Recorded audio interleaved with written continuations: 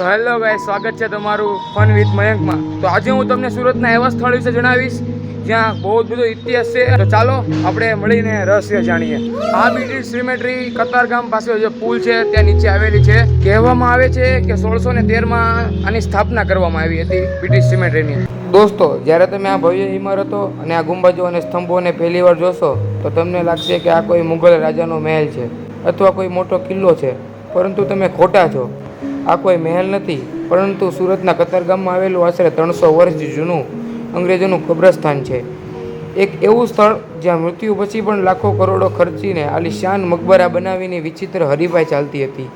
પણ કેમ? ચાલો જાણીએ આજના આ ખાસ વિડીયોમાં।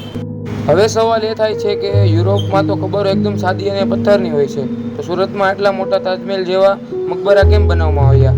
આની પાછળ એક રોમાંચક કહાની છે। સુરતના માત્ર અંગ્રેજો જ નહીં પણ વર્લ્ડ ડચ લોકો પણ વેપાર કરતા। આ બંને દેશો વચ્ચે ભારતમાં વર્ચસ્વ જમાવવાની ભારે હરીફાઈ હતી। સ્થાનિક મોગલો શાસકો અને સુરતની પ્રજા પર પોતાનો પ્રભાવ પાડવા માટે તેઓ જીવતે જીવતા લડતા જ, પણ મર્યા પછી પણ સ્પર્ધા કરતા।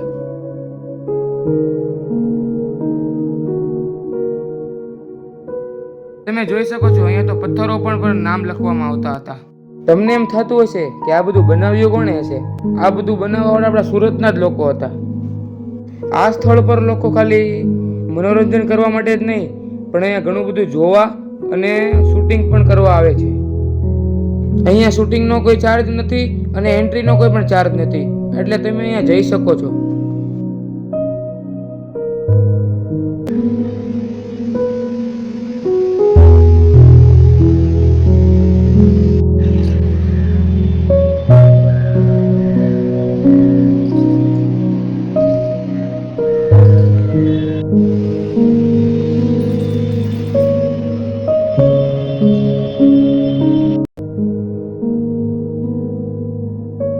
જો તમને સુરતના આ અજાણ્યા ઇતિહાસનો વિડીયો ગમ્યો હોય તો વિડીયોને લાઈક કરતા જાજો, તમારા મિત્રો સુધી શેર કરતા જાજો અને આવી જ અદ્ભુત વાતો જાણવા માટે ચેનલને સબસ્ક્રાઇબ કરજો અને કોમેન્ટમાં જણાવજો તમે આ જગ્યા પર ગયા છો કે નહીં।